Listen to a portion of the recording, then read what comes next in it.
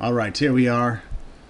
And the halfling is getting irritated that we know that he's full of shit.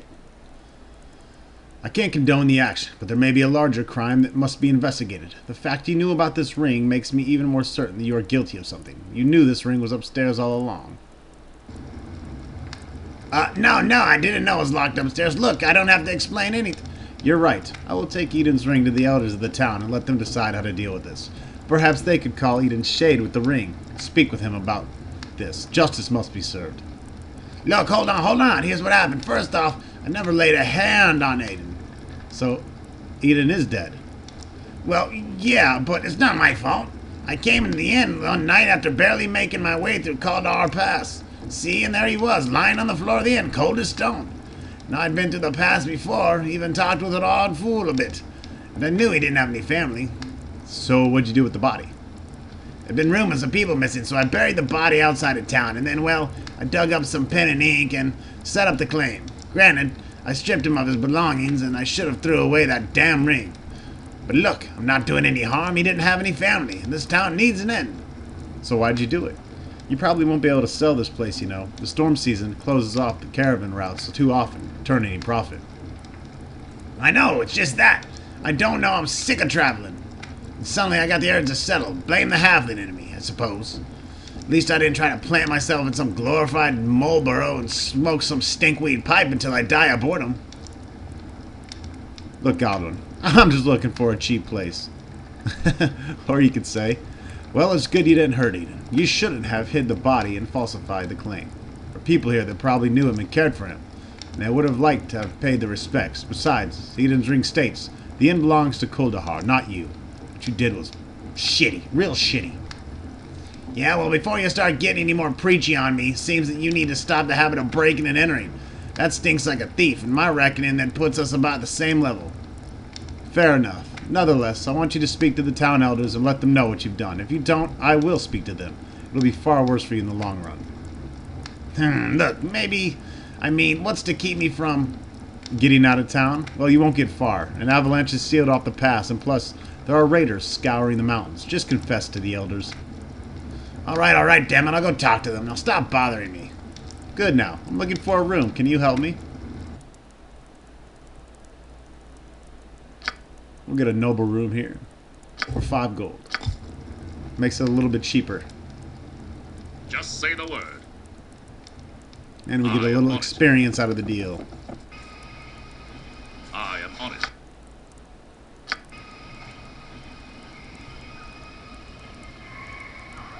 Now, some of you might, over the course of this game, send me, well, Ron, Game Hoarder, you missed this, you missed that. That's okay. Like I said, I'm not trying to do every single little miniature quest here. Just, 99.9% of it. Well, let's go to the Mage's Tower, which is all the way over here. See if we can get any spells for our spell book for a cheap enough price.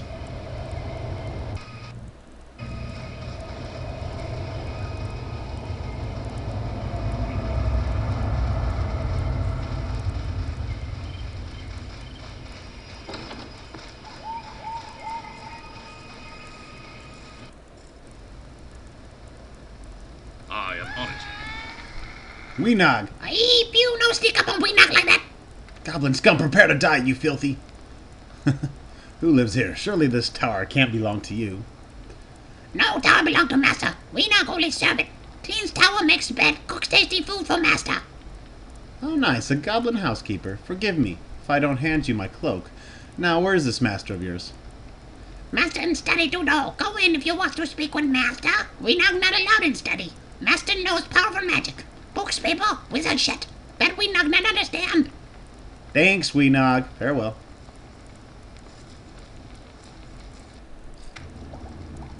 You can count on me. Ah, well now, what have we here? It's been a long time since I've had guests. Welcome, my name is Auric. What brings you to my humble home? I'm interested in purchasing spells. I see. Well, you've come to the right place.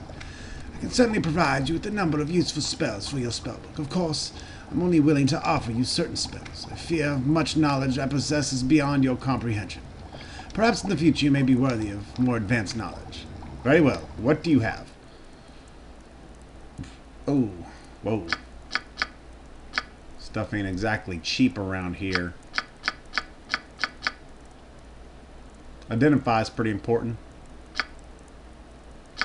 We'll get that for one mage, because we'd probably find it for another.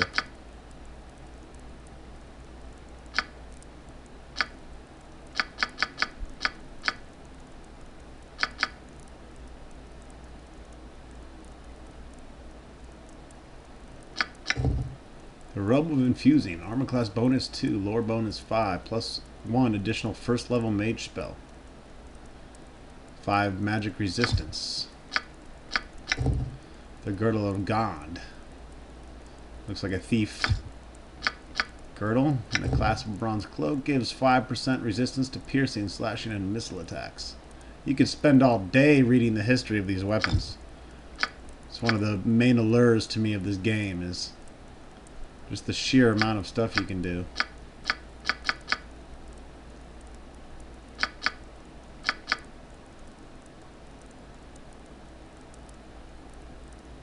Anyways, we're probably going to end up finding a lot of this stuff, so you don't want to spend too much. Definitely want to have... I am ready. You have my attention. You definitely want this spell, though.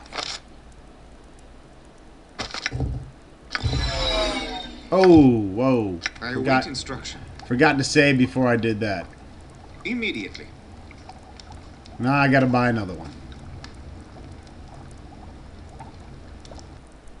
Make sure you save before you memorize, because even at 18 intelligence, you might not get it right. So save. Of course I'll get it now. See, like I said, a bunch of pundejo shit. And now I can identify ourselves. I'm here. I shall see to it. I only have a potion to identify right now, so I'm not gonna worry about it.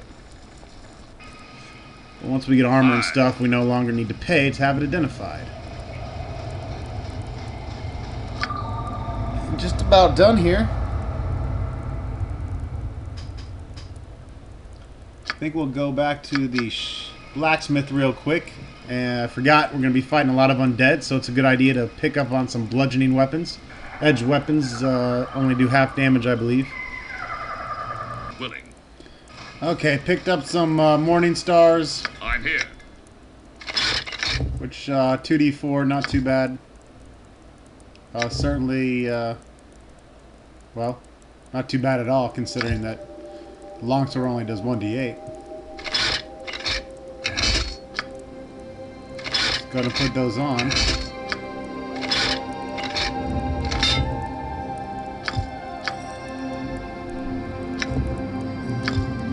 And our cleric has some slings. Darts ain't gonna do a whole lot, but it'll keep our mages at bay.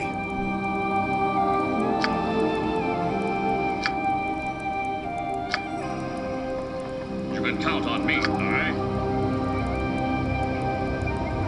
We're gonna visit this one last area, and then we're gonna head toward the Veil of Shadows. Looks like an airship. Very well. Oswald Fiddlemender. Oh, hello there. Didn't see you come in. What can I do for you? Who are you? What is this place? Well, this ship is my home. At least it has been since I crashed here over a year ago. I know. She's not much to look at, but someday I'll have her back in one piece. And in the air once more. In the air? You mean this contraption can actually fly? Of course it can. Or at least it could once. Should have seen it. It was amazing. It was like sailing on the sea of clouds. She's my greatest invention yet, you know. Flying boat, eh? That is truly amazing.